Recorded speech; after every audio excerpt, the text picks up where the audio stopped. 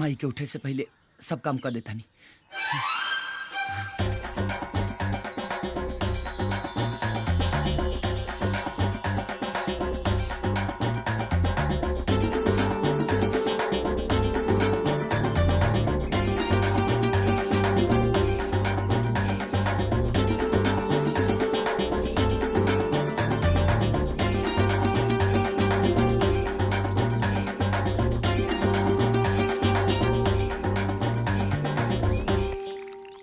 हे भगवान, आज से हम नया जिंदगी की शुरुआत करा था नहीं।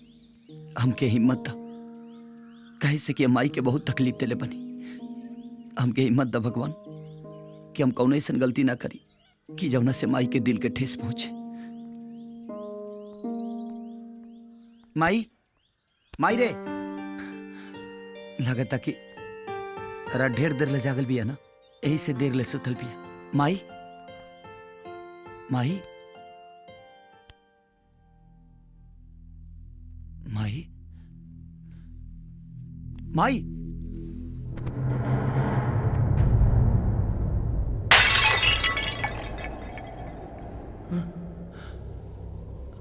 माई, माई, ई का मजाक माई? हमरा सांचों के क्रिया खेले रही कि सुधर जाए।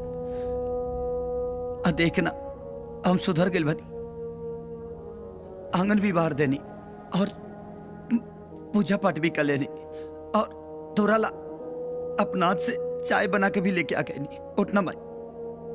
ए माई, देख हम बदल गए बनी, बिल्कुल बदल गए बनी माई।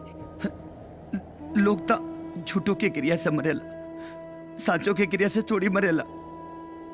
जिंदगी भर हम अपना मन से जियनी,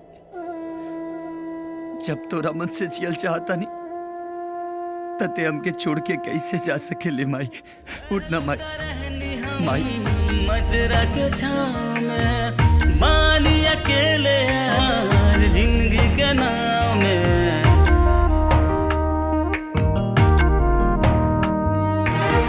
रहलू ता रहनी हम मजरा के छाँव में बानी अकेले यार जिंदगी के नाम में। दूर दूर तक न लौके अब किनार, दूर दूर तक न लौके अब किनार।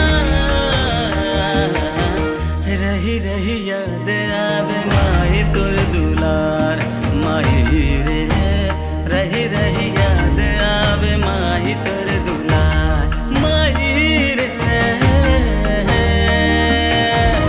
उठना माई। राजू, एगो दा देखना माई के क्या हो गई रे, देखना। उठाओ ना माई के, उठाओ ना चाची, माई।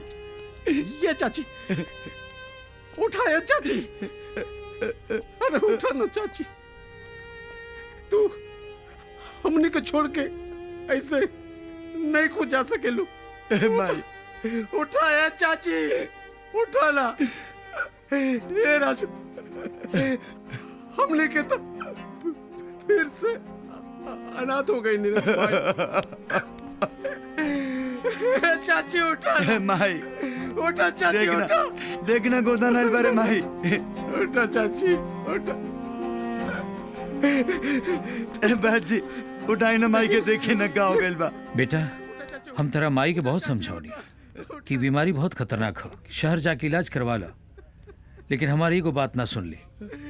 कहे लगली हम अपना बेटा के छोड़ के कहीं ना जाए, और हमरा से वादा भी ले ली कि हमरा बेटा के कुछ मत बताइए।